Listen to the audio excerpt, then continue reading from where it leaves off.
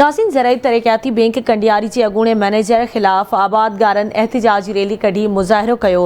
उन हवाले से रिपोर्ट कयो आहे सांगड़ मां एडी कुंभर। ज़राई तरक़ियाती बैंक कंडियारी के अॻूणे मैनेजर MCO ख़िलाफ़ आबादगारनि जो प्रेस क्लब सांगड़ अॻियां एहतिजाज। आबादगारनि अलीगुल गाहो, तसदुक़ मरी, कलंदर बख्श मरी, मुबारक गाहो, ग़ुलाम असगर गाहो, ग़ुलाम अली वसाण ऐं ॿियनि चयो त ज़राई तरक़ियाती बैंक कंडियारी के अॻूणे मैनेजर MCO ऐं अमले असां सां किरोड़नि जो फ्रॉड कयो, जंहिंजी इंक्वायरी हेड ऑफिस इस्लामाबाद कई ऐं इंक्वायरी बैदि फ्रॉड कंदड़ अमले खे नौकरियुनि मां बरतरफ़ कयो वियो, जंहिंखे 4 महीना गुज़री विया आहिनि पर हड़प कयल रक़म असांजे अकाउंट में न चढ़ी आहे ऐं न ई असांजा पासबुक आज़ाद थिया आहिनि। हिननि चयो त फ्रॉड जो ॿुधी हिकु ज़मींदार पंहिंजो ज़हनी तवाज़न पिणु विञाए चुको आहे, जंहिं ते लखें रुपया असां ख़र्च करे चुका आहियूं। ज़राई तरक़ियाती बैंक कंडियारी जे मैनेजर अब्दुल समद शेख जेको आहे सो उन जो अमले गरजी जेको फ्रॉड कयो आहे, तक़रीबन उन खे 2 साल थी विया आहिनि ऐं 1.5 करोड़ जे लॻभॻि जेको आहे सो फ्रॉड थियल आहे ऐं उन जो हेड ऑफिस फ़ैसिलो बि ॾिनो आहे। उन खे तक़रीबन 4 महीना थी विया आहिनि।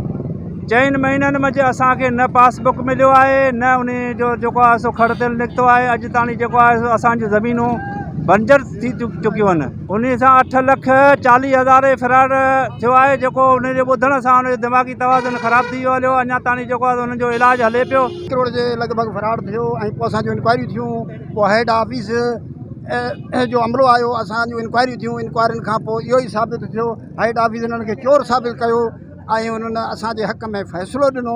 फ़ैसिले ॾियण खां पोइ अॼु 4 महीना गुज़री विया आहिनि, असांजा पासबुक न मिलिया आहिनि ऐं असांजूं ॿनियूं बंजर थी चुकियूं आहिनि। 4 जेके हुननि जा ऑफिसर हुया, मैनेजर अब्दुल समद शेख, MCO जुनेद ऐं ज़िया समो ऐं शंकर, इन्हनि खे जेका आहे डिसमिस फराम सर्विस कयो वियो ऐं 1 करोड़ 46 लख रुपया हेड ऑफिस असांजे उन्हनि खे हिदायत कई त असांजे अकाउंट में जमा कया वञनि। उनखे 4 महीना गुज़री चुका आहिनि, असांजे खातनि में उहे पैसा जमा न आहिनि थिया। आबादगारनि जूं तव्हां ॻाल्हियूं ॿुधियूं। उन्हनि जो चवणु आहे त असां सां जेको फ्रॉड थियो उन जूं इंक्वायरियूं थियूं। ज़राई तरक़ियाती बैंक हेड ऑफिस इस्लामाबाद अहिड़ो फ़ैसिलो ॾिनो जंहिंमें उन्हनि अमलदारनि खे मुअतल कयो वियो, डिसमिस कयो वियो, मगर अञा पासबुक असांजा जेके गिरवी आहिनि उहे असांखे न मिलिया आहिनि, न ई रक़म असांजे अकाउंटनि में चढ़ी आहे। उन करे असां सां जल्द इंसाफ़ न थियो त एहतिजाज जो सिलसिलो वसी कयो वेंदो। जी।